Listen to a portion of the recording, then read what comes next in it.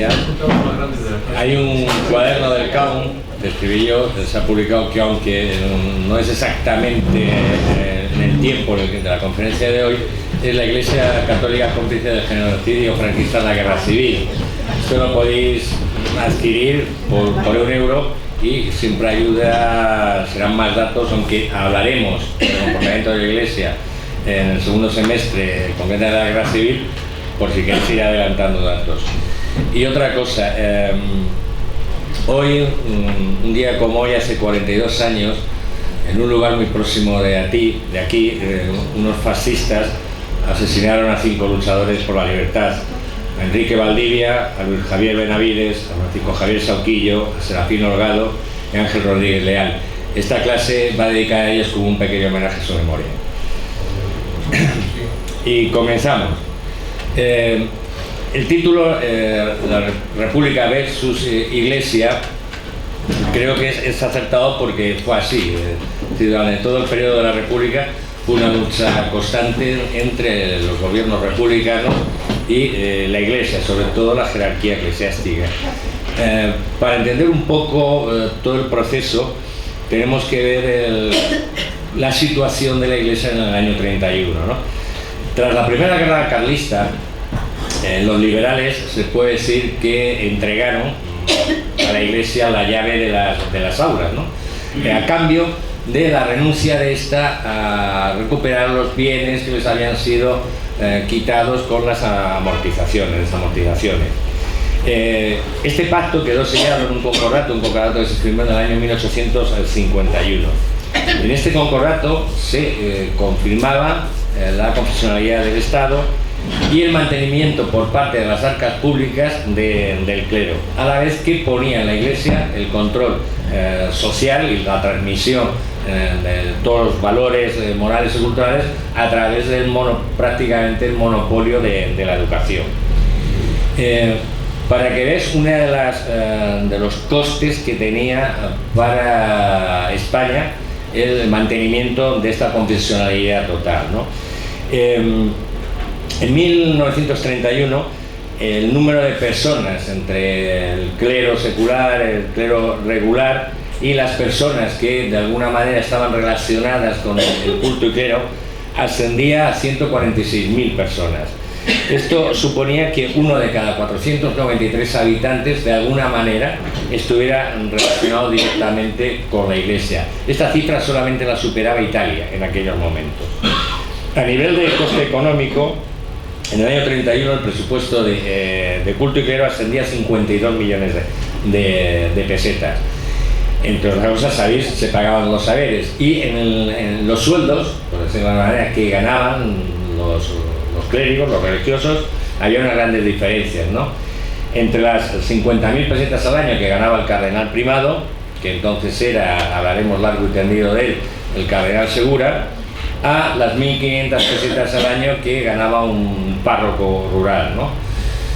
En cuanto al sentimiento religioso real que había en España, otra cosa es que oficialmente fuera católica, apostólica y romana, ¿no? Tenían los feudos, donde sí digamos que había una implantación fuerte, que eran Castilla-León, Galicia, el País Vasco y Navarra, es decir, más o menos como ahora, ¿no? Pero también es cierto que ya desde el principio del siglo XX se estaba produciendo un proceso de descatolicización, es decir, se estaba perdiendo religiosidad. Y esto además era reconocido por las propias autoridades eclesiásticas. ¿A qué se debía este proceso?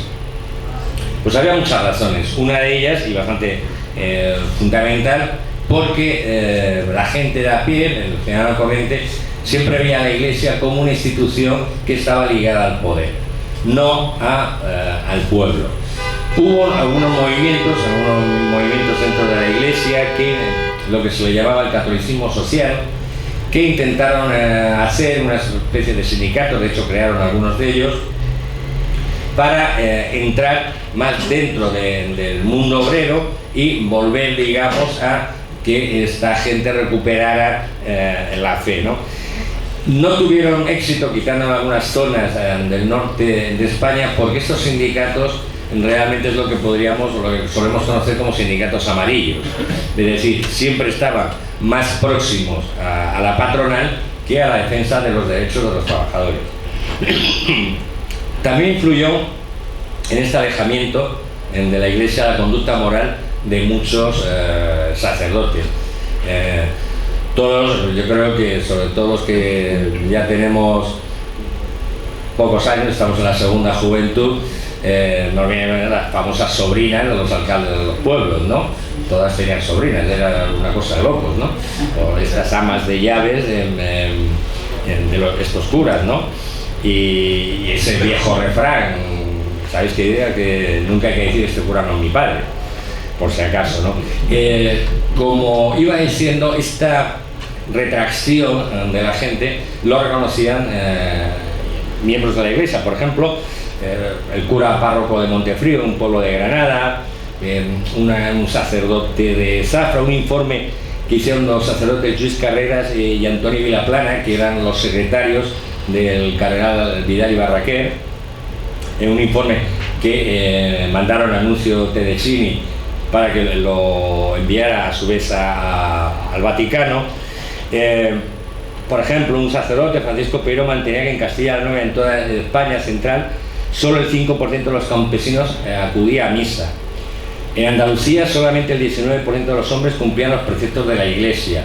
Es decir, como veis, es un porcentaje muy bajo con respecto a toda la población en general, y que va muy en contra de lo que supone que era un país donde la única religión que era admitida era la religión católica. Digamos que todo el resto de los credos estaban prohibidos. Otra de las cosas que hacía que la gente se alejara de la Iglesia eran las riquezas que acumulaba.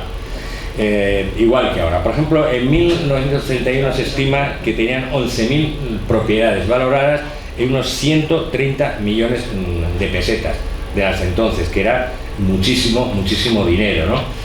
A lo anterior, es decir, al patrimonio inmobiliario se unían, por ejemplo, los patronatos dependientes de la corona, cuyo interés al 3% suponían 667 millones de pesetas anuales, y los títulos de renta al 3%, concedidos a la Iglesia como compensación por las desamortizaciones se han estado compensando hasta hoy, ¿no? Y lo digo que hasta ahí porque no hace demasiado tiempo, en una discusión que tuve con una persona que además es abogado, defiendo yo que digo, ya está bien, ¿no? De dejar pagar los sueldos a oscura. Me dijo, no, es que esto es por las desamortizaciones. Y digo, coño, llevamos ya 200 años pagando las desamortizaciones, ¿no? Vamos a desamortizar toda Europa, ¿no?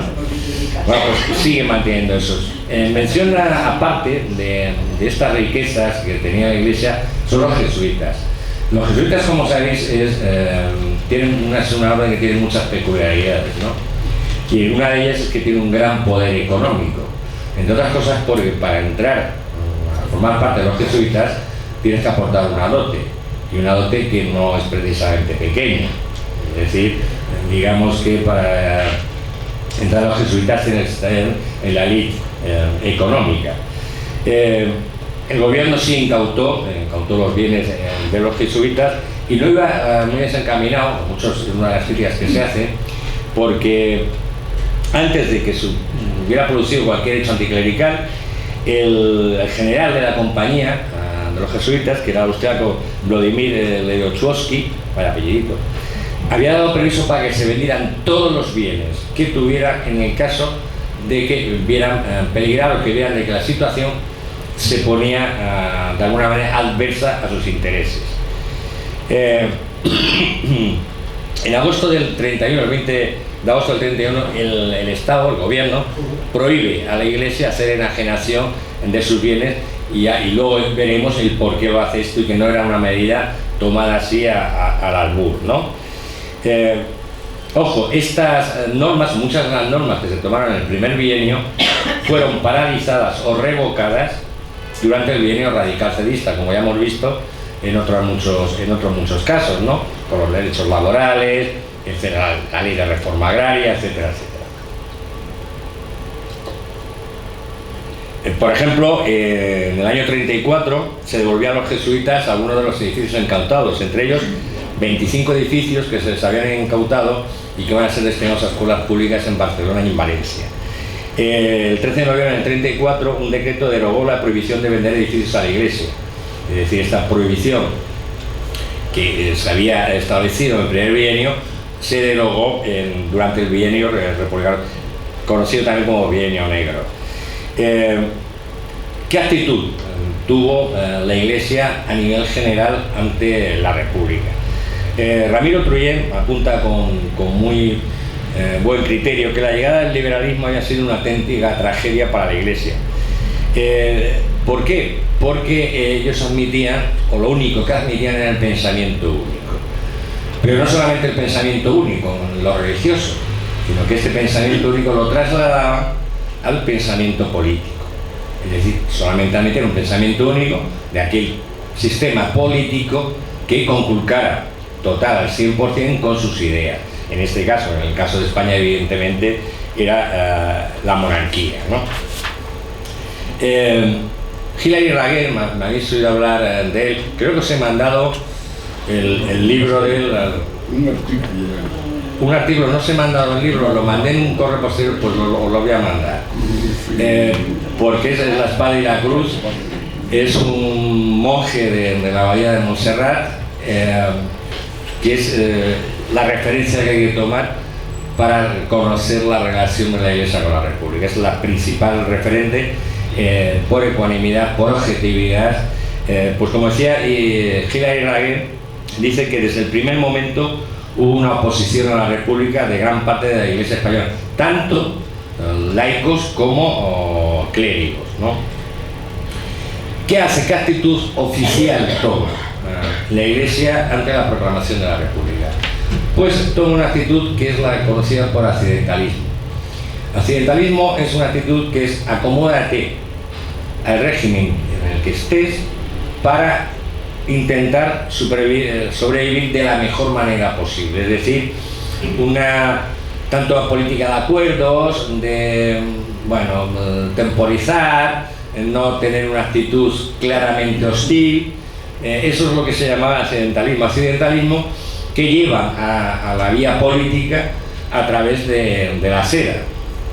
La verdad, o sea, Gil Robles, y que sabéis que también funda Herrera Oria, que era el director del debate y que luego se hizo sacerdote y llegó a cardenal. Creo que sigue estando en la calle Herrera Oria su nombre, ¿no? Bueno, siguiendo esta política de accidentalismo, el nuncio Pedrechini era el nuncio del Vaticano, del Papa en España, pidió a todos los obispos que escribieran unas pastorales diciendo que admitían la llegada de la República y que iban a ver cómo se desarrollaba esta. Muchos lo escribieron de muy mala gana, ¿no? Pues, por ejemplo, Segura, Mateo Mújica, que era el obispo de Vitoria, Gomá, que era el obispo de Tarazona, Pérez Muñoz, que era de Córdoba, Fidel García Martínez, el de Calahorra, etc. Es decir, algunos la hicieron a regañadientes, ¿no? Y otros directamente hicieron todo lo contrario, ¿no? Por ejemplo, Gomá escribe una carta que dirige a Vidal y Barraquer. Vidal y Barraquer posiblemente fue uno de los pocos, por no decir el único, obispo que estaba en la línea de contemporizar, de no ser excesivamente agresivo con la República. Evidentemente él defendía los privilegios y los derechos de la Iglesia, pero digamos que era el más consecuente y que además nunca se posicionó, como hicieron otros, en si la República era peor o mejor que la monarquía. Vidal y Barraquer, veremos que luego pagó las consecuencias de no ser un extremista, ¿no? Pues en una carta que escribe Gomá a Vidal y Barraquer le dice: hemos entrado en el vórtice de la tormenta. Juan Crespo, que era un estudiante que estaba en un seminario en Salamanca, no sé si conocéis el libro de Ronald Fraser, Recuerda tú, recuérdalo a ellos. Es un libro, tiene ya años, es del año 79 o por ahí, en el que básicamente es un libro elaborado a través de entrevistas con gente que vivió la República, de todos los bandos, de todas las ideologías y tal. Es un libro muy interesante, se ha reeditado creo no hace mucho, son dos volúmenes, es de muy fácil lectura y yo los recomiendo.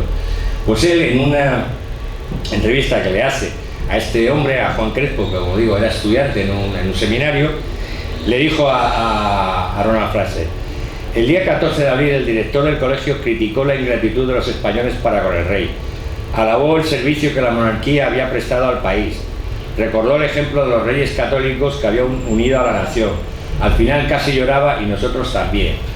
Es decir, no solamente era la jerarquía eclesiástica, y veremos, porque luego, digamos, en el debate historiográfico hay discrepancias al respecto, no solamente era la jerarquía eclesiástica, sino una gran parte del clero, y evidentemente, como en este caso nos demuestra el testimonio de este hombre, lo que se impartía a los jóvenes, en este caso seminaristas, con respecto a la República, ¿no? Enrique Tarancón, os acordaréis de él, en su obra, en una autobiografía que escribió, Recuerdo de la Juventud, decía que en esa época las sacristías se convirtieron en centros de conspiración. Yo diría que las sacristías y los púlpitos. Claro, estos son palabras que no las dicen izquierdistas rabiosos, ni la dicen gente de la Iglesia. En este caso, que sabéis que Tarancón fue confesor de Carmen Polo de Franco, o ayudó también con el sacerdote este que estaba en Vallecas, ay, que no me acuerdo, el padre Llanos. Bueno, el anticlericalismo.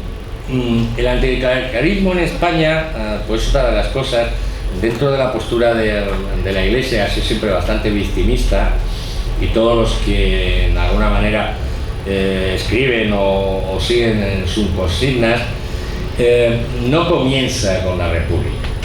Este anticlericalismo ya viene, anticlericalismo, digamos, fuerte, más fuerte, incluso, como veremos, violento, ¿no? Ya viene desde el siglo XIX.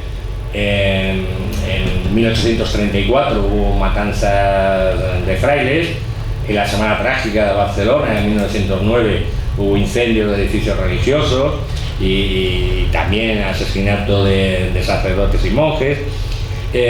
Por lo mismo que os he dicho antes, porque el pueblo creía que la Iglesia estaba siempre junto a la aristocracia, a la alta burguesía, al ejército, es decir, todas aquellas instituciones que de alguna manera o eran represoras o estaban en el poder, un poder que generalmente alienaba a las clases menesterosas, a las clases trabajadoras, al pueblo en general, ¿no? Aparte, también este anticlericalismo español tiene componentes culturales, tiene componentes sociales, económicos, un fuerte componente político. Es decir, no es una razón sola la que hace que en gran parte del pueblo llano, se vaya produciendo este deseo o esta idea cada vez más claramente en contra de la Iglesia y de sus representantes. Hay una diferencia, porque si en el siglo XIX este anticlericalismo, digamos, lo llevaba la burguesía media y generalmente intelectuales, en el siglo XX lo que hace es que se traslada más al pueblo llano. Es decir, cada vez va teniendo más influencia no solo, digamos, de las élites intelectuales, sino que se va haciendo cada vez más común dentro de toda la gente, ¿no?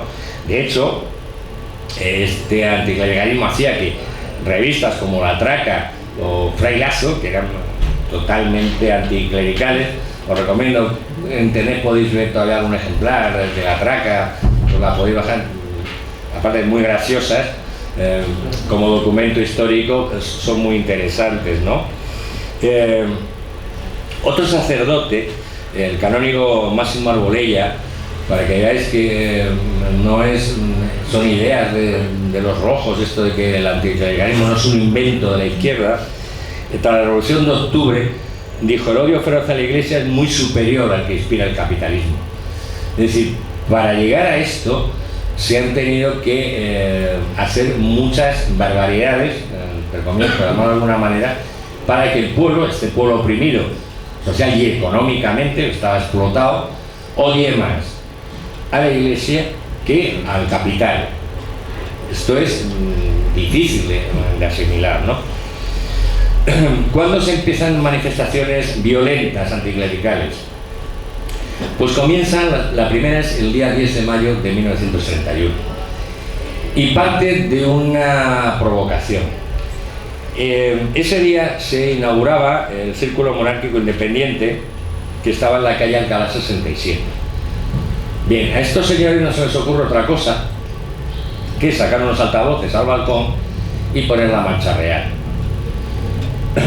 Un taxista que lo escuchó, pasaba por allí, les recriminó que hicieran esto, ¿no?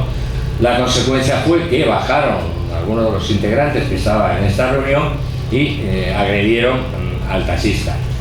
Esta agresión fue vista por gentes que subían desde el Retiro, o sea, por el Retiro, porque habían los domingos había conciertos en el Retiro, en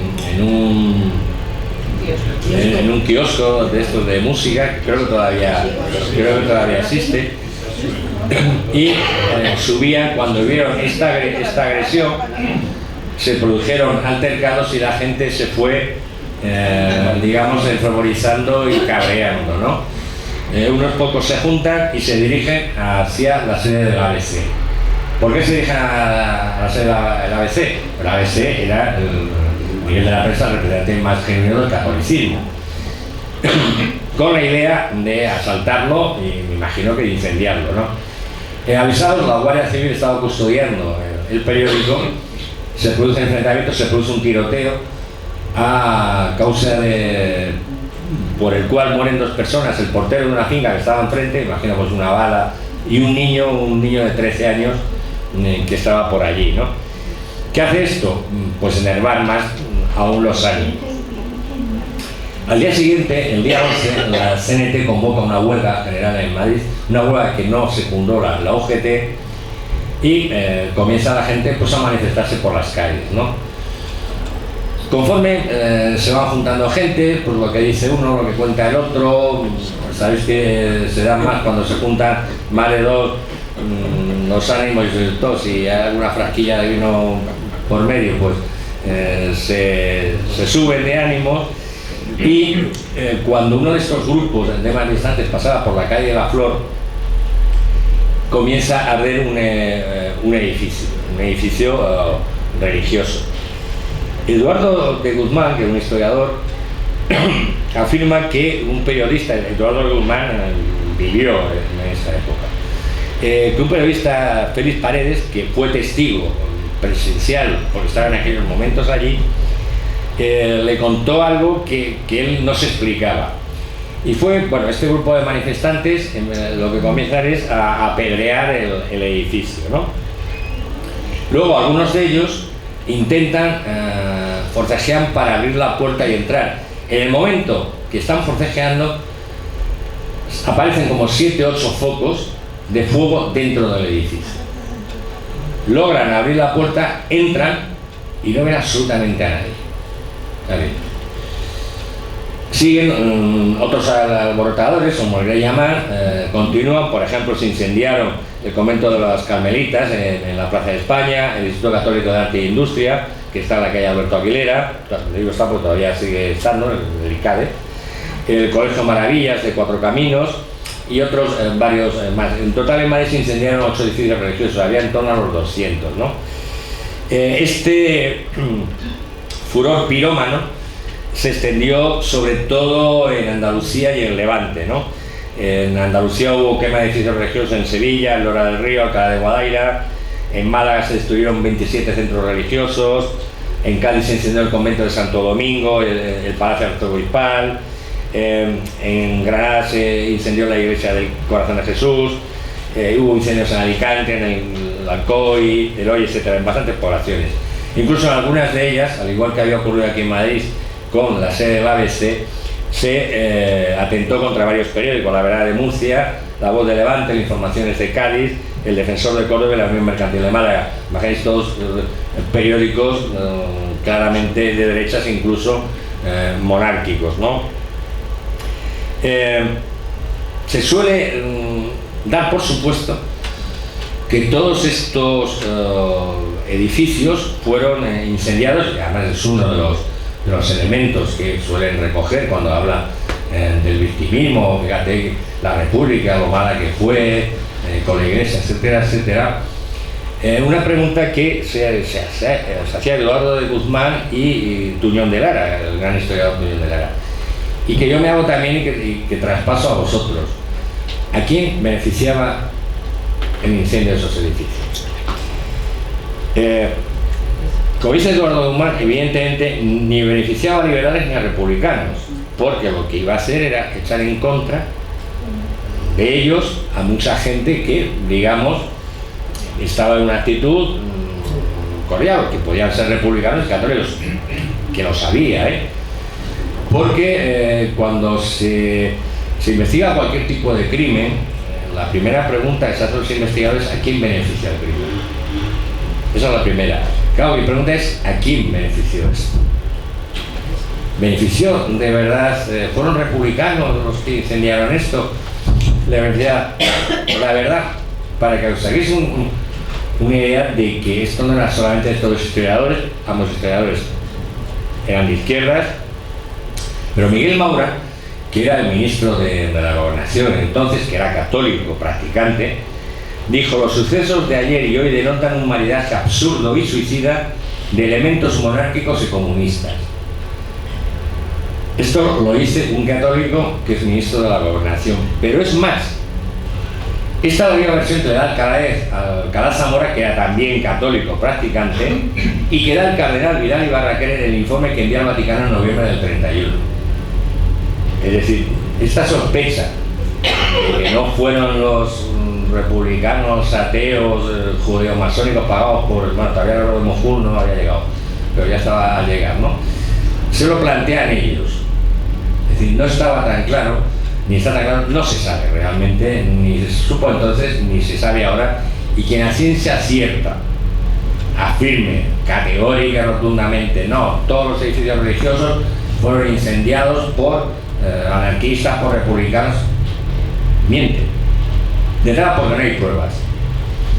Y segundo, porque hay lo que digamos las suficientes dudas razonables como para no hacer tal aseveración.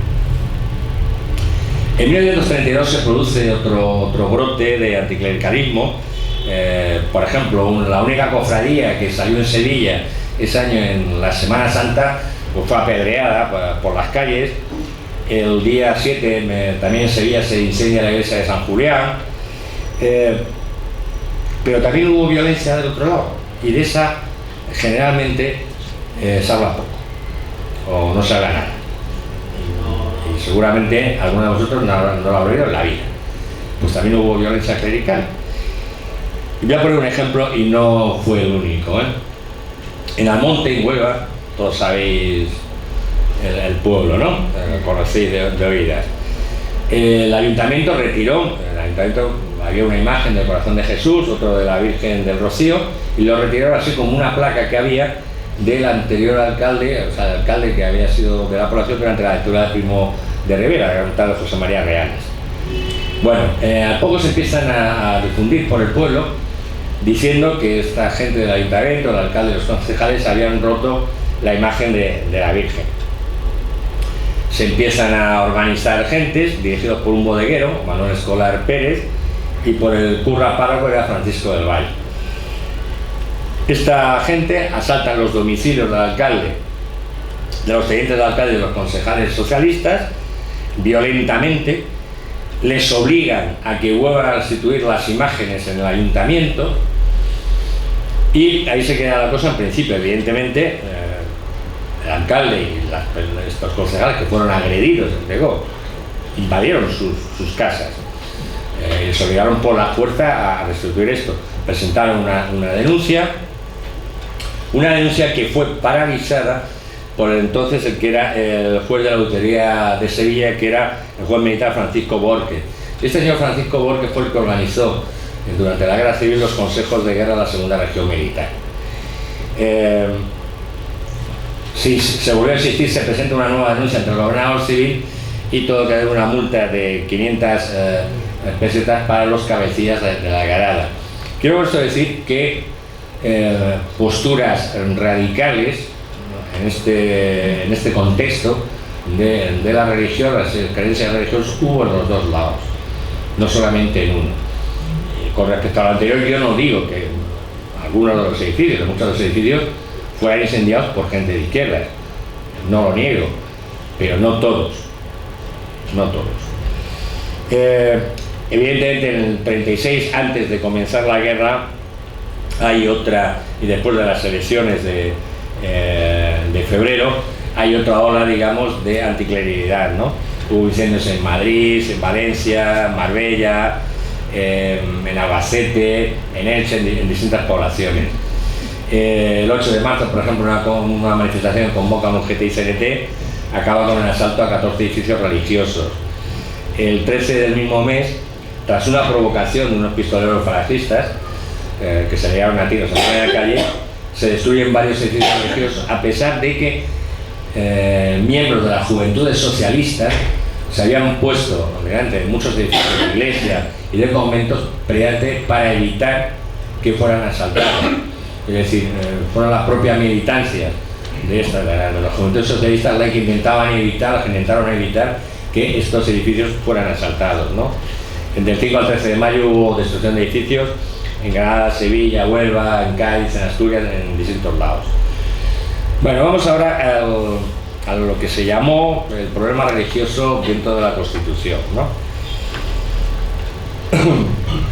Antes de llegarse a la elaboración de la Constitución y de los artículos que la Constitución luego influiría de alguna manera en la relación Estado-Iglesia, hubo una reunión en casa de Alcalá Zamora en la que estuvieron Alcalá Zamora y Fernando de los Ríos. Fernando de los Ríos era el presidente o sea, el ministro de Justicia en aquel entonces, por parte del Estado, y Vidal y Barraquer y Tedeschini por parte de la Iglesia. En esta reunión llegaron unos acuerdos que eran el reconocimiento de la personalidad jurídica de la Iglesia, preferencia del Vaticano y el Estado de un modus vivendi, es decir, establecer un statu quo donde pudieran convivir sin demasiados problemas, sin demasiados enfrentamientos Estado y Iglesia. Respecto a los bienes de las congregaciones religiosas, reconocimiento de la libertad de enseñanza a la Iglesia, mantenimiento del presupuesto del culto y clero y oposición a la legislación del divorcio dentro de la Constitución. Es decir, este acuerdo era un triunfo absoluto, prácticamente absoluto, de las posiciones de la Iglesia. Como es lógico, fue rechazado cuando se llevó al Consejo de Ministros. Pero es una cosa curiosa, estos acuerdos que se habían hecho, el cardenal Pacelli, que luego sería Pío XII, pidió que al gobierno provisional que garantizara por escrito el mantenimiento de la ayuda económica y la conservación del patrimonio de la Iglesia, nada más que eso. Los demás acuerdos no. Pero como dirían mis amigos catalanes, la pena es la pena. Entonces, las cuestiones económicas, usted me las firma. No va a ser que luego no. Como os he dicho antes, el acuerdo fue rechazado tanto por radicales, sobre todo por la gente del Partido Republicano Radical Socialista, y por los socialistas, ¿no? El primer proyecto constitucional elaborado por la Comisión Parlamentaria presenta el texto en agosto del 31. En ella, entre otras cosas, se declaraba la confesionalidad del Estado, se eliminaba el apoyo económico de cualquier administración pública a la Iglesia, la disolución de todas las órdenes religiosas. Luego veremos que esto se matiza, y en gran medida gracias a Manuel Azaña, que luego lo veremos también, un hombre vilipendiado por su famosa frase, ¿no? Esto hace que se enerven los ánimos de, digamos, la parte más cavernícola de la jerarquía eclesiástica de entonces, ¿no? Dentro de la redacción final del texto constitucional hay 5 artículos que de alguna manera, más directa o más indirectamente, afectan a la Iglesia. El artículo 3, que es: el Estado español no tiene religión oficial. No es que se declarara ateo, que no tenía religión oficial. El artículo 26, luego veremos que este es el que más pupa hizo, que obligaba que todas las acciones religiosas se verían como al ser sometidas a una ley especial. Es decir, las acciones, había acciones culturales, acciones recreativas, bueno, unas cosas más, con evidentemente unas determinadas normas específicas para ellos. Se eliminaba la ayuda económica a asociaciones eclesiásticas, instituciones religiosas, etc. Se disolvían aquellas órdenes que, además de las 3 órdenes, 3 votos canónicos, tuvieran otro. Y esto iba dirigido directamente a los jesuitas. Porque, como sabéis, los jesuitas tienen un cuarto voto canónico, que es que solo obedecen al Papa. Ellos están en cualquier país, una legislación de cualquier país marca tal, si el Papa dice que no, no la cumple. Claro, eso visto desde la perspectiva de un Estado que además ya se ha declarado laico, no es admisible, porque de entrada le está diciendo: no, tú legisla lo que quieras, es que yo no te voy a obedecer. No podían conservar o adquirir más bienes que aquellos destinados a vivienda o cumplimiento de sus funciones. Es decir, podían mantener las iglesias, evidentemente, podían mantener las viviendas donde habitaran los sacerdotes, los obispos, los que fueran, pero claro, lo que no podían ya mantener eran edificios que dedicaban a otras actividades que no eran las meramente religiosas. Se les prohibía el ejercicio de la industria, el comercio y la enseñanza. ¿Por qué de la enseñanza? Haremos un apartado exclusivo de ella, está claro. ¿Por qué también el comercio y la industria? Porque supone que eso no son actividades que tiene que realizar la Iglesia. No es una institución comercial, no es una empresa, bueno, todos sabemos que sí, pero no, etcétera. Por lo cual no tienes, además, como una salvedad, y esto ya viene también en la Semana Trágica de 1909, fue una de las razones de que la gente fuera un movimiento tan violento, ¿no?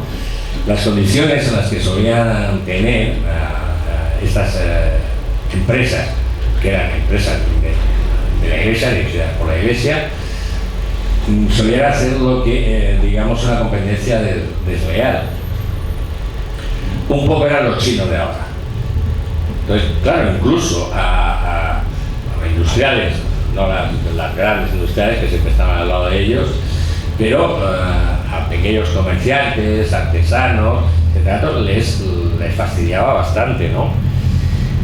Otra de las cosas que estaban en el artículo 26 era que los bienes de las órdenes religiosas podían ser nacionalizados, es decir, expropiados sin más, ¿no? Y el artículo 27 sancionaba la libertad de conciencia y el derecho a practicar cualquier tipo de religión. Otra cosa que esta jerarquía eclesiástica católica entonces no admitía. O sea, no admitía que se pudiera aceptar cualquier tipo de confesionalidad religiosa. Los cementerios pasaban a la jurisdicción civil, es decir, hasta entonces eran todos jurisdicción eclesiástica. Otra de las cosas que se ponía en este artículo: nadie podía ser interrogado sobre sus creencias religiosas. Y esto incluso les vendría bien a ellos, es decir, no podían decir: oye, es que me han preguntado por mi religión y claro, ya al decir católico, pues no me han dado puesto de trabajo. Porque está expresamente prohibido que se le preguntara a nadie qué religión profesaba, ¿no? Y una que a lo mejor la podían haber suavizado más, ¿no? Que era toda manifestación pública de culto requerían de la pertinente autorización gubernativa. Ojo, yo lo veo bien en que tuvieran que pedir permiso para las procesiones, etcétera, etcétera, pero claro, tener que pedir permiso, que lo tengan que dar para hacer un entierro católico, ahí yo creo que se le fue un poquillo la mano, ¿no? Es decir, bueno, yo lo entierro, aparte porque es una contradicción de alguna manera. si estás permitiendo las libertades de cultos, no puedes decir, oiga, es que yo quiero enterrar pues, a mi fallecido según el rito católico, tengas que pedir permiso, ¿no? Ahí se le fue un pelín la mano, ¿no?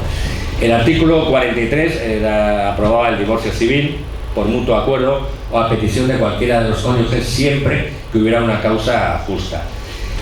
Este artículo, que como veremos en la próxima clase, que es el papel de la mujer en la República, durante la República, 31 al 36, fue considerado ofensivo para la Iglesia por los diputados de la derecha, claro. ¿Por qué es ofensivo? Porque supone que el único matrimonio que vale es el que está bendecido por Dios, ¿no? Y que claro, tú no eres quien para disolver algo que ha unido Dios. Y el tribunal derrota. Si tienes dinero, funciona perfectamente. El artículo 48 también afectaba, que era, y este también les hizo mucha pupa, que era la enseñanza sería laica. Pero ojo, pudiendo las iglesias, previa inspección del Estado, enseñar sus doctrinas en sus propios establecimientos. Es decir, no, como se viene repitiendo, no se prohibió ya educar a los niños, mentira. Usted le puede enseñar a los niños la religión católica, perfecto, pero se lo enseña usted en su iglesia o en su casa, no en una escuela pública. Lo mismo que ahora. El artículo 3, que es lo que os he dicho, que España era un Estado sin religión oficial, fue considerado por el Vaticano como una violación del Concordato de 1954. Claro, el Vaticano andaban un poquito lentos de reflejos, porque el Concordato de 1854 fue, digamos, suspendido unilateralmente por el gobierno. Es decir, el gobierno llegó, se acabó el Concordato. Es decir, todavía no te has enterado de que esto ya no es válido, porque una de las partes lo denuncia, que ya no quiere seguir con ello, ¿no? ¿Por qué el artículo 26 fue el que más controversia creó y el que más problemas creó, tanto en el debate parlamentario como luego el que más reacciones provocó dentro de la Iglesia Católica? Porque de un plumazo eliminaba la mayoría de los privilegios de las que hasta entonces disfrutaba la Iglesia. En el debate parlamentario que se hace sobre la Constitución, en concreto sobre los artículos que afectaban a la Iglesia, había posturas distintas. Por ejemplo, los que defendían los derechos, que todas las órdenes religiosas fueran eliminadas, que era el Partido Republicano Radical Socialista, es decir, eran los más anticlericales. Otra gente, como la Acción Republicana o Asociación de Socorro a la República, intentaban hacer un acuerdo menos, digamos, menos fuerte. Evidentemente los republicanos católicos y las derechas en general no querían de ninguna de las maneras que hubiera separación de Iglesia-Estado, es decir, que la Iglesia siguiera manteniendo los privilegios hasta entonces. El Partido Republicano Radical, amigo de Rus, como en tantas otras cosas, nadaba entre dos aguas. A mí el Partido Republicano Radical me recuerda muchísimo a estos chicos de Ciudadanos, ¿eh? Es que, sí, no, al sol que más calienta, que ahora sopla para allá viento, pues ahora para allá, que ahora sopla para acá, pues el de Rus y el Partido Republicano Radical era más o menos igual, ¿no? Yo creo que el Albert Rivera tendrá el Rus de cabecera, libro de cabecera. Y el PSOE en un principio adoptó unas posturas más bien moderadas, pero cuando vio la actitud que estaban tomando gran parte de la jerarquía, por no decir prácticamente toda la jerarquía eclesiástica, fue endureciendo también ellos su postura con respecto a la Iglesia. Y como os he dicho antes, el Partido Republicano Radical Socialista era con mucho el más anticlerical. De hecho, se les conocía en el Parlamento como los jabalíes, porque iban a degüello en contra de la Iglesia, ¿no? Los debates sobre la cuestión religiosa se llevaron a cabo entre los días 8 y 14 de octubre del 31.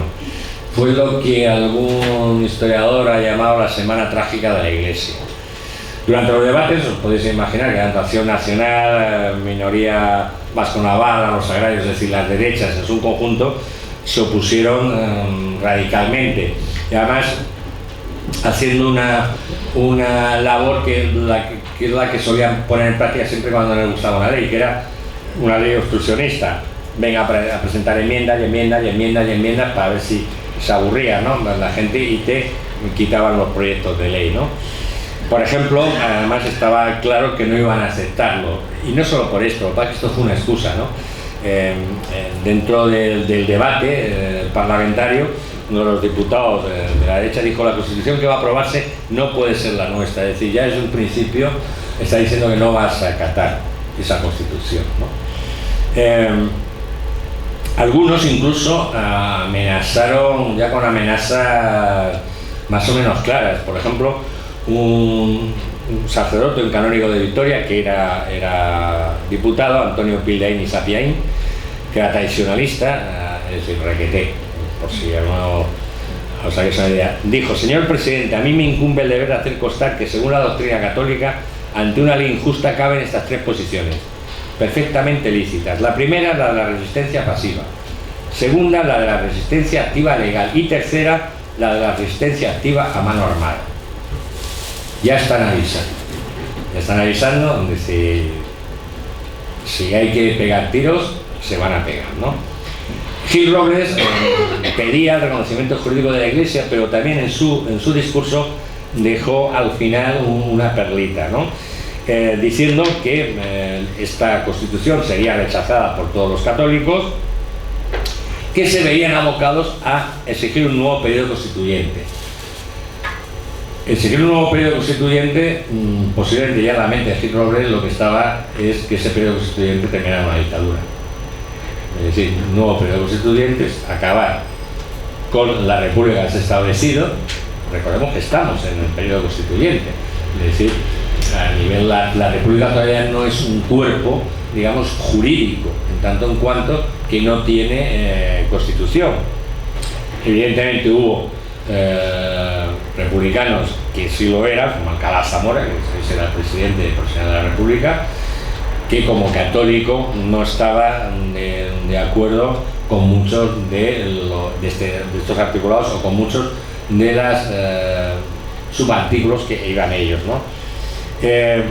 Dentro de la izquierda, como os he comentado antes, el discurso más radical lo dio el ministro de Fomento, que era Álvaro de Albornoz, que era el Partido Republicano Radical Socialista, que él no quería no disolver solamente la Compañía de Jesús, quería disolver absolutamente todas. Y sobre los jesuitas se explayó el hombre, dijo que eran captadores de herencias, aliados de plutocracia, grandes accionistas de los bancos, editores de periódicos reaccionarios. Hombre, en algunas cosas llevaba razón, porque sí, verdad que manejaban periódicos que tenían acciones ya sobre los bancos en muchísimas empresas, etcétera, ¿no?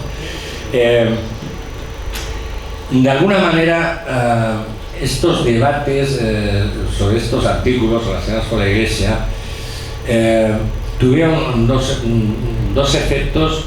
Uno, positivo para las derechas, porque unió a muchas de las derechas que a nivel político tenían matices, pero que sí les unía este catolicismo, ¿no?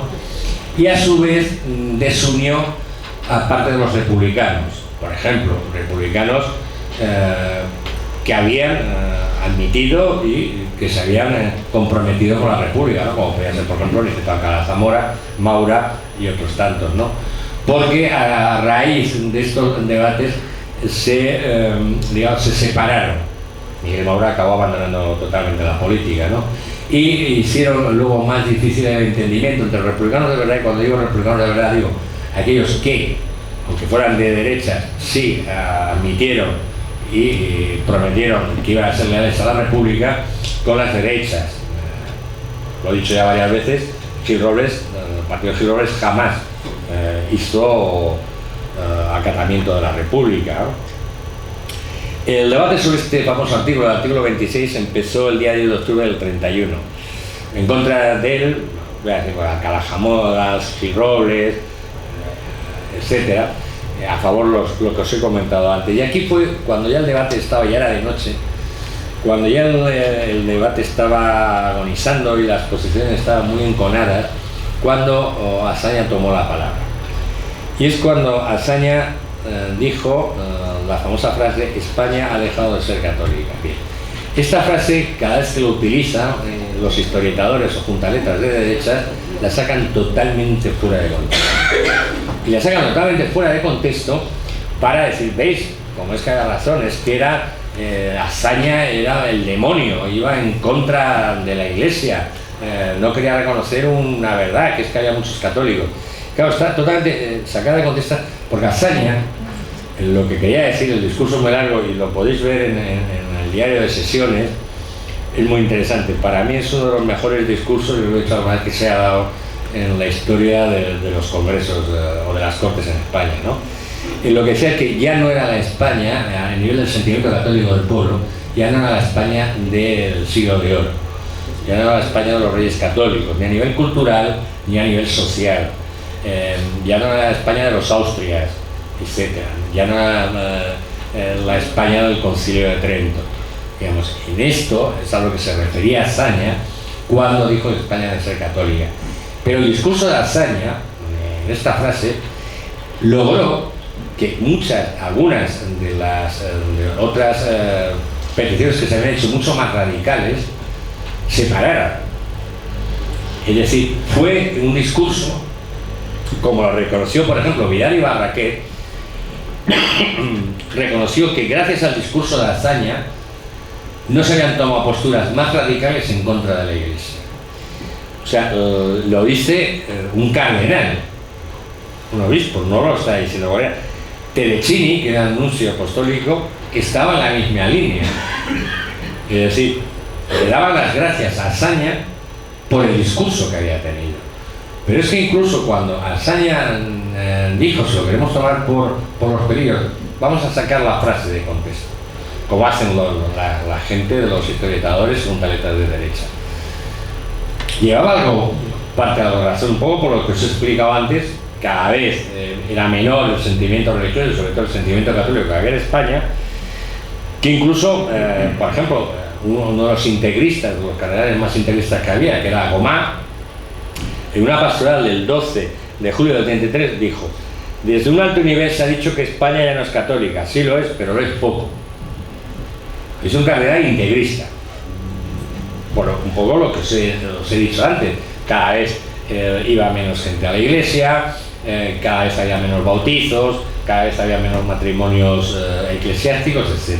De alguna manera España estaba dejando de ser católica, insisto, pero católica como se entendía que tenía que ser, es decir, como la España de los Austrias y de los reyes católicos. Esto en el siglo XX, ¿no? Julián Casanova hace un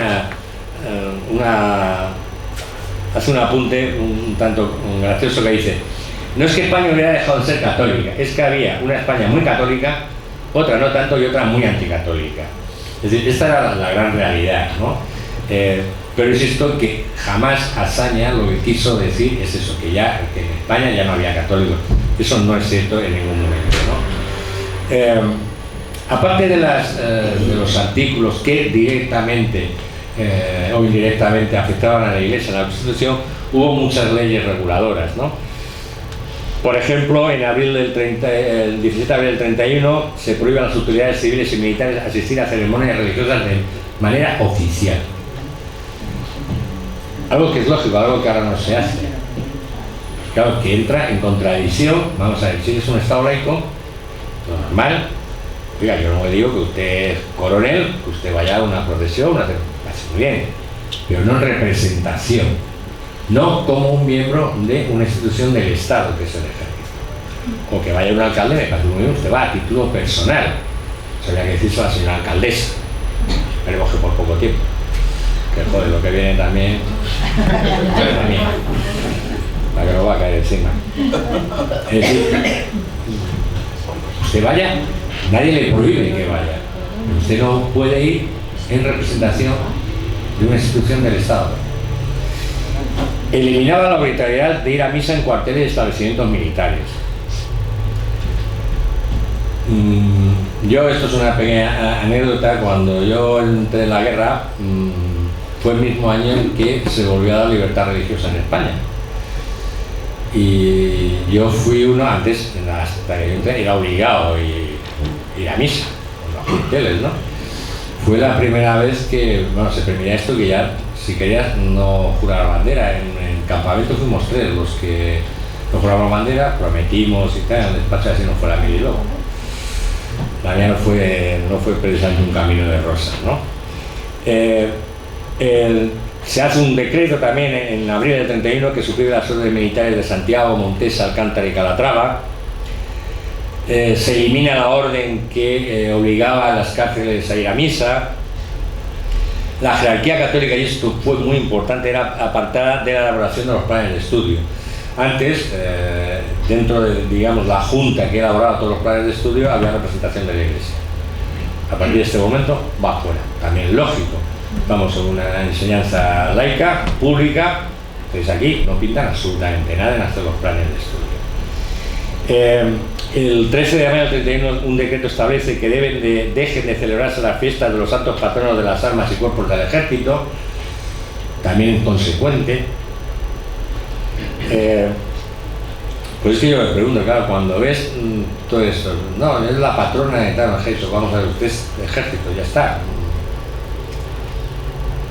Usted quiere celebrar alguna patrona, algún santo, pues lo celebra en su casa, o porque es oficial. No quiero recordar que el ejército es una institución del Estado, representa al Estado. En mayo del 32 se prohíbe la enajenación de obras de arte con más de 100 años. El 9 de junio del 31 es cuando ya se hace efectiva la municipalización de los cementerios. En julio del 31 se disuelven los cuerpos de capellanes de la Armada, del Ejército y las prisiones. El día 6 de enero del 32 aparece en la Gaceta de Madrid la secularización de los cementerios, que es distinto a la municipalización, va parejo pero es distinto. ¿Qué hace? Que en este momento los cementerios, todos los cementerios, no hubiera distinción a la hora de producir al internamiento de si eras católico, eras protestante, eras ateo, fuera lo que fueras, ¿no? Aquí también se les fue un pelín la mano, porque, como os he comentado antes, los entierros católicos podían ser prohibidos o gravados con un impuesto. Algo que, si tú no lo establecías, además, otra cosa más, si tú querías que te enterraran por lo católico, lo tenías que haber dejado testado. Yo creo que son medidas que se las podían haber evitado y posiblemente pues no hubieran cabreado a algunas personas, ¿no? El día 19 de enero del 32 se prohíbe a los maestros nacionales enseñar cualquier tipo de religión, no solo la católica, todas, absolutamente todas. El 23 de enero del 32 se disuelve la Compañía de Jesús. Para daros una idea, los jesuitas contaban entonces con 2.987 religiosos, 40 residencias, 163 escuelas de primaria, 21 colegios de segunda enseñanza y 8 centros de enseñanza superior. Y ojo, no fue la expulsión de los jesuitas como ya se había hecho antes en España. En España hubo en el siglo XIX expulsión de los jesuitas. No se les expulsó, incluso se les permitió que sigan manteniendo su sacerdocio. Lo que se les prohibía era que llevara a cabo labores educativas, ¿no? Y que se disolvían como compañía, como orden, como institución, digamos. El día 2 de febrero del 32 entra en vigor la ley del divorcio, una ley que fue aprobada por 260 votos a favor y 23 en contra. Y la verdad es que esto no supuso, como algunos temían, ¿no?, una luz, esto ya no vamos a ir ahí, ya todos a pedir el divorcio. No, porque, mirad, en 1934 en Madrid se presentaron 4.500 demandas. Entre 1928 y 1932 se habían recibido 290 demandas de separación eclesiástica. Y en el primer año de implantación de esta ley, los tribunales civiles tramitaron solamente 1.150, es decir, no hubo un aluvión de nos queremos divorciar. El 28 de junio del 32 se establece ya por ley el matrimonio civil, y que sería el único válido a instancias del Estado. Y el día 17 de mayo del 33 es cuando se hace la ley, la famosa ley de confesiones y congregaciones religiosas. Esta fue la ley más, digamos, desde el punto de vista de la Iglesia, más perjudicial para ellos. Por ejemplo, se le daba a la Iglesia, que tampoco se les quitó las propiedades, porque se les dejó en usufructo, es decir, se les permitía seguir disfrutando de estos edificios, ¿no? Alcalá Zamora se demoró un poquito, se hizo un poco el remorón a la hora de firmar la ley, yo pensando, y a ver si se les olvida esto, y finalmente apareció en la Gaceta de Madrid, que era el Boletín Oficial del Estado, el día 3 de junio del 33. Otras normas que se tomaron, pues por ejemplo, fue cambiar de las calles todos los nombres religiosos o monárquicos. Se dieron más prisa que ahora. No se permitían las manifestaciones públicas, es decir, procesiones, todo esto sin previa autorización. Lo que no es decir, ellos pedían su autorización y generalmente se daba la autorización, se eliminaban, eso sí, las cruces e imágenes religiosas de los edificios oficiales, públicos, de las escuelas. Otra medida que es un poco folclórica, le ponían un impuesto al toque de campanas.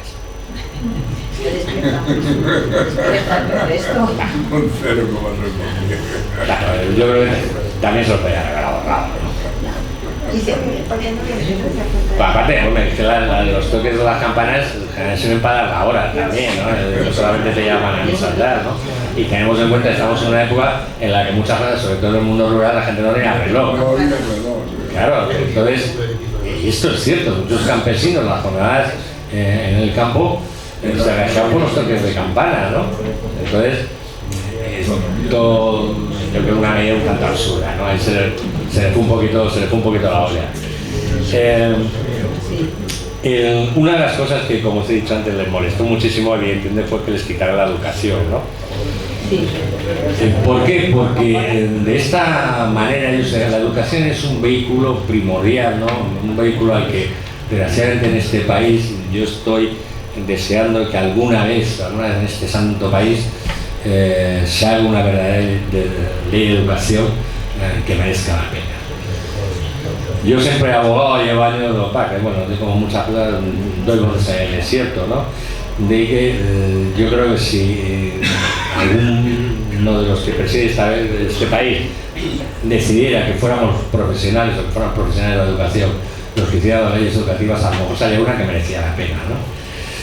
Porque yo creo que la educación tiene que ir totalmente apartada de la ideología política. Lo que se han hecho hasta ahora, según el gobierno que esté, hacer unas leyes educativas conforme a su ideología, a su ambición política, ¿no? Entonces, no, la educación es la educación, la cultura no tiene ideología. La cultura es cultura. Y la educación hay que educar en valores cívicos, en darles conocimientos, pero sin una carga ideológica. Pero desgraciadamente me parece que yo me voy al otro barrio sin conocerlo, ¿no? Pero bueno, de alguna manera lo que sí se hacía con esto era evitar, evidentemente, la gran carga doctrinaria que tenía la educación, ¿no? Me acuerdo, yo he estudiado en un colegio de curas, me pulsaron un año, nada más que estuve con ellos. Y es que era la carga, pero no lo que te enseñaba.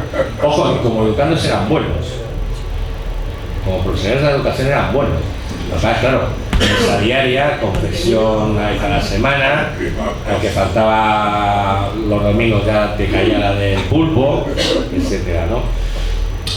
Como digo, el gobierno con esta ley no quería descristianizar España. Como bien apunta la historiadora Mónica Moreno, lo demuestra que las escuelas públicas se abrían los domingos si un número suficiente de padres pedían que a sus hijos se les impartiera religión.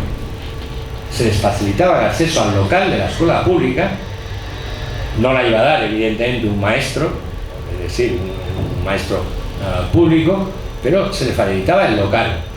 Esto no es querer descristianizar, es decir, no, señores, que vamos a separar de verdad una cosa de otra.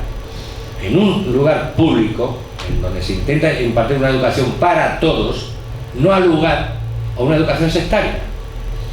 Y me da igual que sea la religión católica, el islamismo, el budismo, me da igual. No, es público, es para todos. A ver, os imagináis que ahora, ¿no? Que sigue sin parte de religión católica, no, pues ahora también, claro, yo digo, ¿por qué no se imparte el Islam? ¿Por qué no se imparte el protestantismo? ¿Por qué no se imparte el cristianismo ortodoxo? ¿Por qué? Bueno, pues ellos lo hicieron, la República se hizo. El día 5 de mayo del 31 se le quitó al episcopado, como os he dicho antes, el derecho de estar en el Consejo de Instrucción Pública, ¿no? Pero ¿qué es lo que hace? Realmente una cosa, esta ley no se llevó a efecto nunca, porque se dio 2 años de plazo, y cuando llegaron los radicalcedistas la anularon, con lo cual realmente hasta el año 36, cuando entra el Frente Popular, no es cuando se lleva a efecto, ¿no? Pero ¿qué hacen? Donde está la ley está la trampa, ¿no? ¿Qué hace la Iglesia? Pues se crean asociaciones que realmente eran testaferros, representantes civiles, pero claramente de la Iglesia, que empiezan a crear asociaciones como la Federación de Amigos de la Enseñanza, los Comités Diocesanos de Enseñanza, la Federación Católica de Maestros, Cruzados de la Enseñanza, etcétera, ¿no? Incluso la propia Iglesia, que es una sociedad, la Sociedad Anónima de Enseñanza Libre. Claro, ya no la Iglesia, sino es una sociedad anónima. Claro, lo que vas a impartir es educación.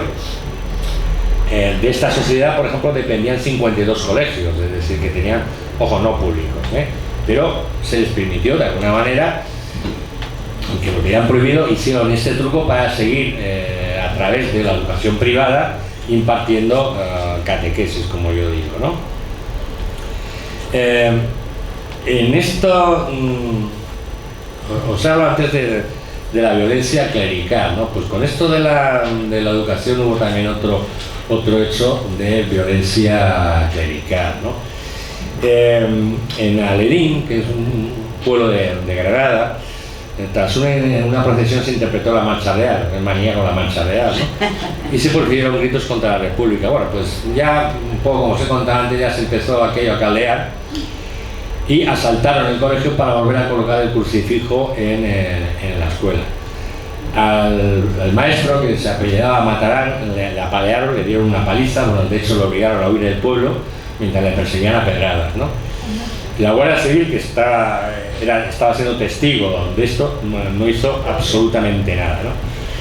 En el posterior juicio, los agresores fueron absueltos. También porque la República también cometió un error, que se volvió a cometer en la transición. En los tribunales no hubo depuraciones. Y, consecuencia, muchos de los tribunales siguen estando presididos por monárquicos. Bien, vamos a ver cómo reacciona el Vaticano a la República, ¿no? Como os he dicho antes, el Vaticano opta por esta política de, bueno, vamos a intentar establecer una relativa concordia, ¿no? De hecho, reconoce a la República como tal el día 24 de abril del 31, es decir, la verdad es que se dio bastante prisa, en 10 días, ¿no? Pero ojo, esta actitud que en un principio parece conciliadora no tarda mucho en ir endureciéndose paso a paso. Se podría decir que se fue quitando la careta, ¿no? En esta aceptación de esta postura política seguían las indicaciones de León XIII. León XIII fue papa de 1878 a 1903, que él era un poco el padre, entre comillas, de esta convivencia con cualquier tipo de régimen político, fuera el que fuese, es decir, monarquía, república o lo que fuese, ¿no? Aconsejando además que se obedeciera a las superioridades civiles. No comulgaba, por ejemplo, con una encíclica de Pío IX, que en su encíclica Syllabus condenaba la libertad, la democracia, la igualdad, en fin, y que el liberalismo era el peor de todos los males, ¿no? El 2 de noviembre del 31, Pío XI hizo llegar a los obispos españoles unas consignas que nada tenían que ver con esta supuesta política accidentalista. Por eso digo que una cosa es la cara que presentaba y otra cosa es lo que a nivel de tras los telones iban tejiendo. En esta circular les dice que los obispos no estén más tiempo callados, antes de modo claro enseñen y amonesten a los fieles a fin de que conozcan con precisión los males que amenazan a la Iglesia o que ya la oprimen, y procuren impedirlos cuanto sea posible, pasiva y activamente, por todos los medios lícitos. Es decir, a nivel oficial te está diciendo vamos a mantener un entente cordial, pero las instrucciones que está dando luego a nivel interno te está diciendo da caña, ¿no? Según Hilary Raguer, en contra de la opinión general, que dicen que Pío XI era un poco autoritario, él mantiene que era mucho más autoritario que Pío XII, y Pío XII no era que no fuera autoritario, ¿no? Entonces, como recordé, Pío XII era el secretario de Estado del Vaticano, que luego sería Papa, ¿no? El 12 de noviembre del 31, la Congregación de Asuntos Extraordinarios realizó un dictamen. La Congregación de Asuntos Extraordinarios es como una especie de consejo asesor que asesora sobre la política exterior del Vaticano. Le pedía al Papa que fuera más beligerante con la República, dejando de lado todo tipo de diálogo. Ya estaba Segura por entonces allí y la influencia del Cardenal Segura se estaba viendo clara. El 3 de junio del 33, Pío XI publica una encíclica, Dilectissima Nobis, donde arremete contra la República, pero de una manera muy clara y muy fuerte. No os lo voy a leer para que nos dé tiempo a acabar esto, ¿no?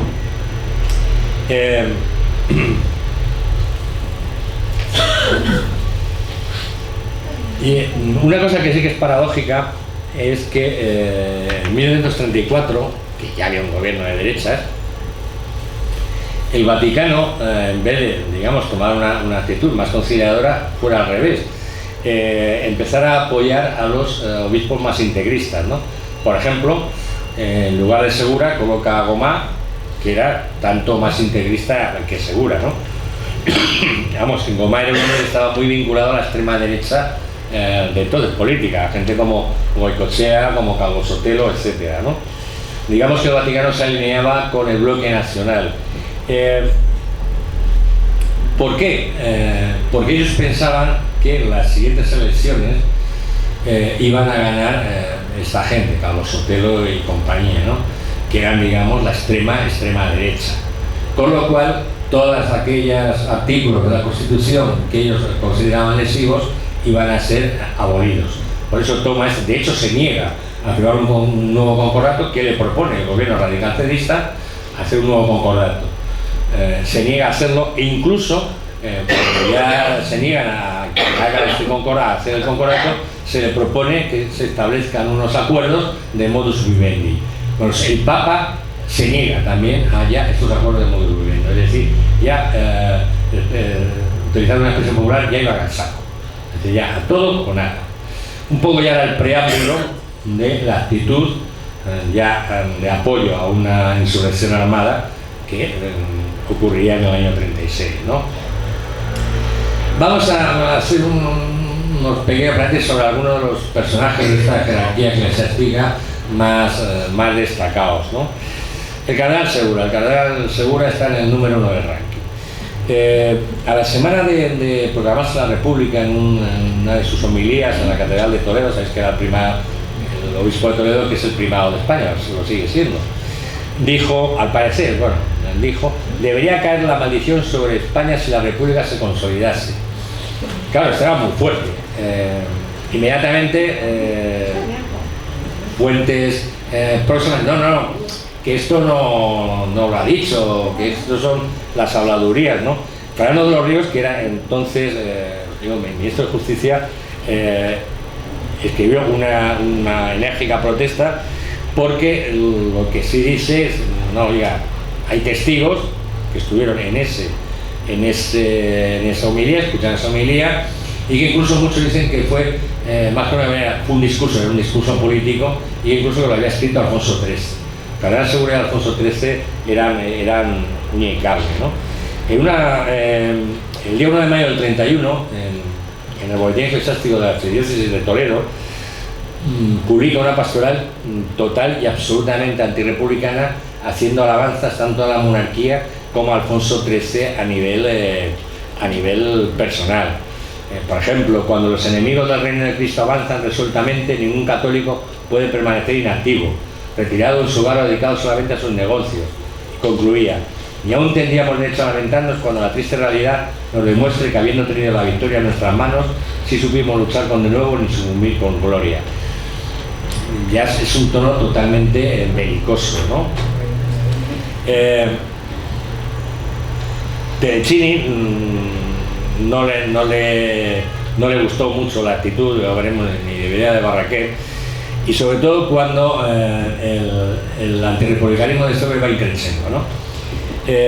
Después de los incendios de estos que habían ocurrido en Madrid, se va, marcha a Roma, está unos días allí. Fernando de los Ríos esperaba que el Vaticano, después de sus protestas, le retirara como primado de España, cosa que no hizo de momento el Vaticano.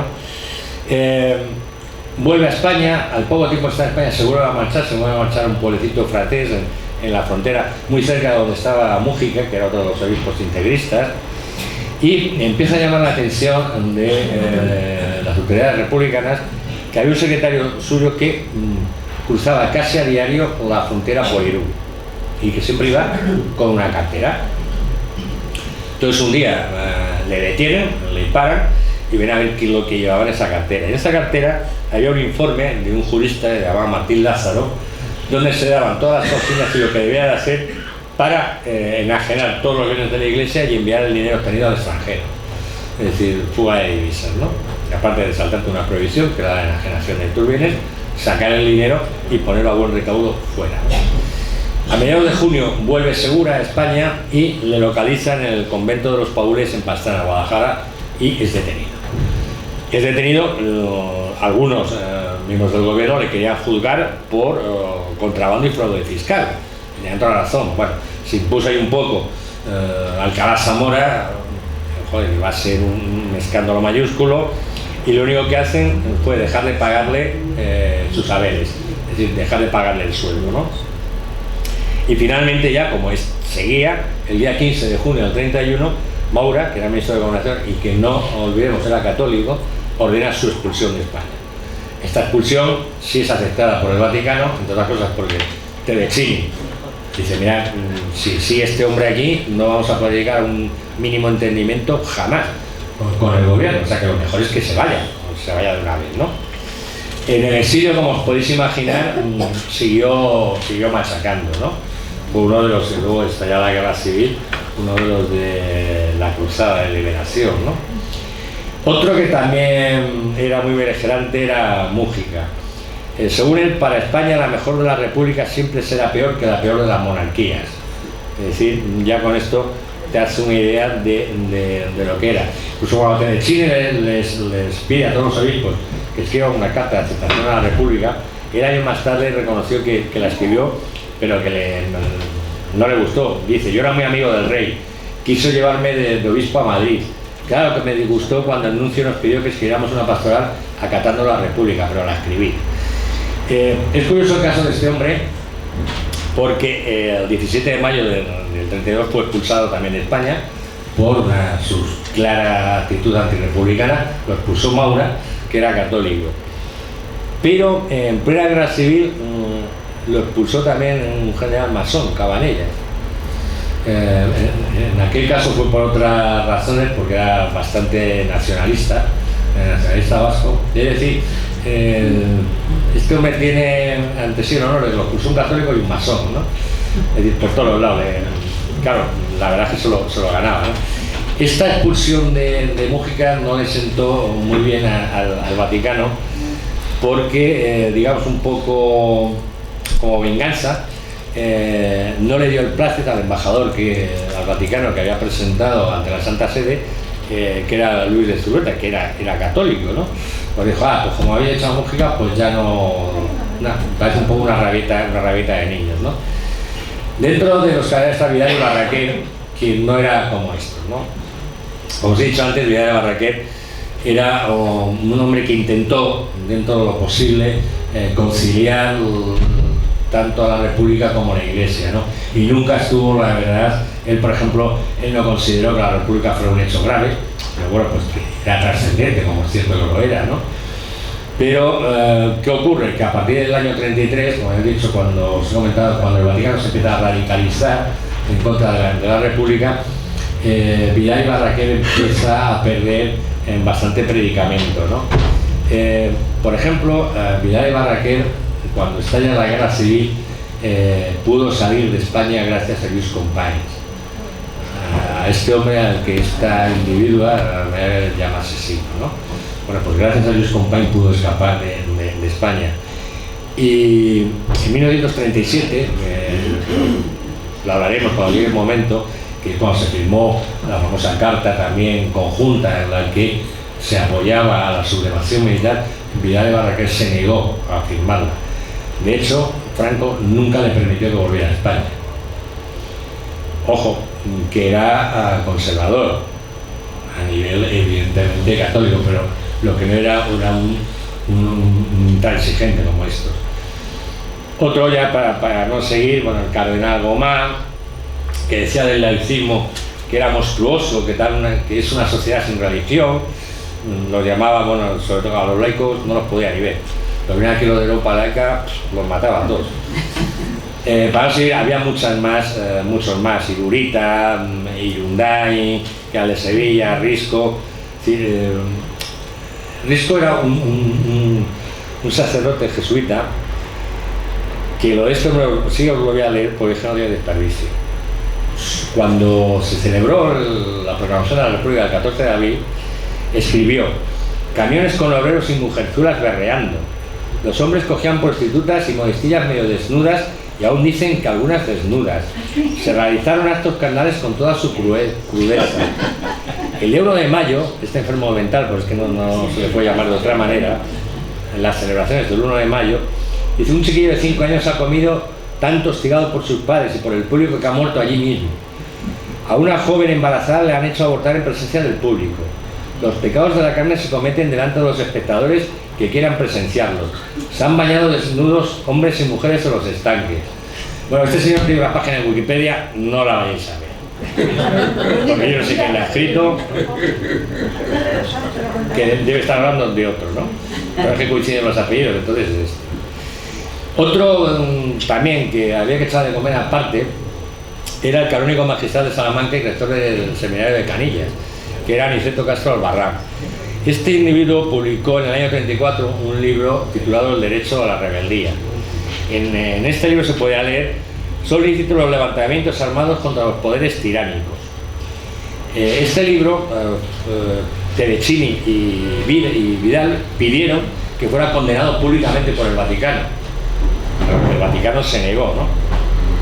Este libro fue luego reeditado en el año 37, evidentemente, en la España que estaba en poder los sublevados, bajo el título Guerra Santa. Este fue uno de los primeros que catalogó la sublevación como una cruzada, ¿no?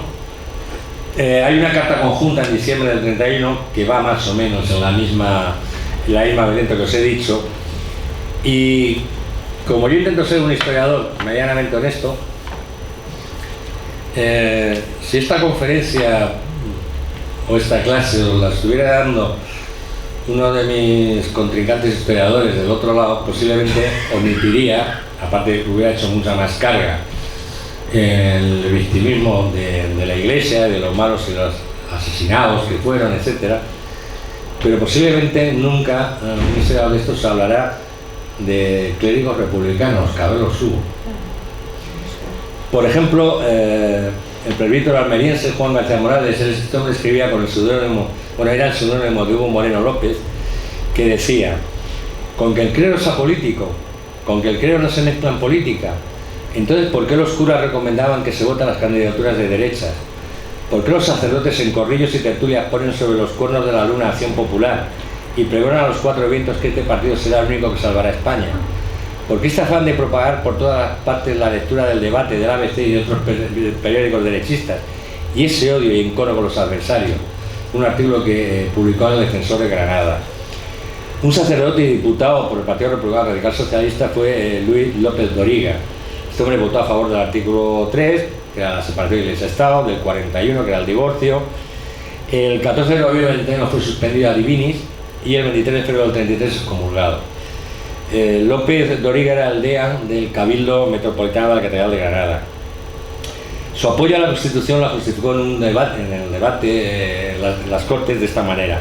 El 14 de abril pasado, el pueblo español, por un acto legítimo de su voluntad soberana, instauró un nuevo régimen político en España. Fue entonces mi deber público, que con mucho gusto cumplí, prestar mi leal y sincera adhesión a aquella manifestación espléndida del alma española. Mi obligación actual consiste en acatar con toda mi buena voluntad el nuevo orden de cosas, porque así me lo manda el bien común de España. Y este bien común es para mí, ante Dios y la sociedad humana, la primera y última ley. También votó a favor de la disolución de la Compañía de Jesús, ¿no?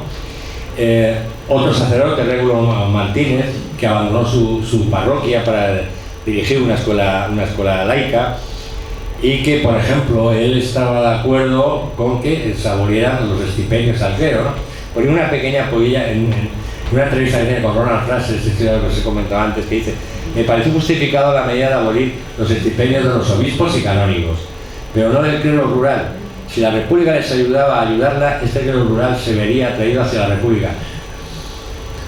Claro, no hubiera sido congruente, ¿no? El que le quitas a todos los clérigos y sin embargo son mantienes a los rurales. Hombre, posiblemente pues sí, alguno se hubiera aceptado la República, ¿no? Otros sacerdotes, vamos a llamarlos díscolos, Maximiano Arbolella, que ya he hablado de ellos, el Carlos Cardó, que escribió un libro en el exilio que era un ataque a la Iglesia tremenda, la historia espiritual de España, Mateo Susero Torrente, que abandonó el sacerdocio en el año 31 y pasó a las filas del anarquismo, o Francisco González Fernández, que era el cura de Mijas y que abandonó el sacerdocio también para dedicarse a la enseñanza en una escuela pública. Para ir concluyendo, el debate sobre la política religiosa de la República ha tenido bastante controversias, incluso, ojo, yo solamente voy a citar a los que considero buenos historiadores, aunque no sean ni ideológicamente de mi lado, y con los que no estoy de acuerdo, pero son buenos historiadores que intentan decir la verdad, ¿no? Evidentemente desde posturas y desde análisis distintos, ¿no? Por ejemplo, para José Manuel Gutiérrez Inclán, Azaña minimizó el problema religioso. Yo creo que no lo minimizó, ¿no? Sabía que la Iglesia tenía poder. Claro, pensar que luego iba a apoyar un golpe de Estado sangriento, quizás es que era difícilmente pensable por nadie, ¿no? Raymond Carr, un hispanista, dijo que si Azaña no hubiera hecho la política religiosa que hizo, la derecha no hubiera ganado en el 33. Ahí no estoy en nada de acuerdo con él, porque la derrota de la izquierda en el 33 sobre todo se debió a las luchas internas entre republicanos y socialistas y a la fuerte campaña que hizo la CNT para la abstención, ¿no? Gil Pesar Román admite que la política secularizadora era necesaria, pero que Azaña se equivocó en los tiempos, es decir, que la hizo demasiado rápido. Yo creo que no creo que fuera demasiado rápido. Por ejemplo, para dejar de abonar los saberes, como he dicho, de un plazo de 2 años, es decir, no decir, bueno, ya desde el mes que viene ya no cobráis, ¿no? De un plazo. Imaginaos además que si esto no se hubiera hecho en el primer bienio, como hemos visto con las reacciones que hubo en el segundo bienio, es que no se hubiera hecho nada. O sea, hubiera seguido todo más o menos como estaba hasta entonces, ¿no? Es, por ejemplo, os voy a poner una comparación, el Valle de los Caídos, que ahora muchos dicen, no, claro, se está haciendo nada con prisa y tal. Oiga, no es con prisa, es que vamos a un retraso de 40 años. Pues en esto era igual. Es decir, es que en la subordinación de España, la liberación de España, España llevaba un retraso de 100 años con respecto a Europa. Es decir, todo esto que se estaba haciendo en el 31 en España ya se había hecho muchos años antes en Francia, en Inglaterra, en todos los lugares, en Italia, en todos los lugares de Europa. Es decir, no es que se hiciera con prisa, es que llevamos retraso. Pues yo digo más o menos el símil con el Valle de los Caídos. Respecto al segundo, de que si, por ejemplo, López Villaverde mantiene que el balance de la reforma no fue positivo porque perjudicó más a la República que benefició. Yo creo que no. Sinceramente pienso que si hubiera hecho la política que se hubiera hecho con respecto a la Iglesia, esta jamás habría aceptado la República. Y en esta idea mía la comparte Julián Casanova, Francisco Espinosa, Eduardo González Calleja.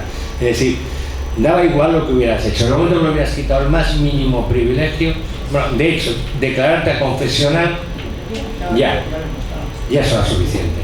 Es decir, hacer la separación Estado-Iglesia, porque es lo primero que no admitían ellos. Porque siempre hay una conjunción. La monarquía, no lo sabemos, la monarquía no es un rey electo, es por inspiración divina, es Dios el que elija a los reyes, ¿no? Y en eso estaban ellos, ¿no? Como he dicho, quizá alguna de las medidas se podrían haber suavizado, ¿no? Algunas que son verdaderas anécdotas, haberlas hecho de una manera un poco más templada. Pero insisto en que el resultado prácticamente hubiera sido lo mismo a nivel de la actitud que tomó durante ese periodo e incluso en la guerra, ¿no? Ahora los que algunos dicen, sí, no, es que jolín, es que se pasó de frenada. Yo les digo, y con esto acabo, que en el primer bienio republicano y durante el periodo del Frente Popular, los gobernantes tuvieron la valentía de hacer lo que ningún gobierno de la democracia actual se ha atrevido: quitar los privilegios de la Iglesia en un Estado supuestamente aconfesional. Muchas gracias. Si tenéis alguna pregunta.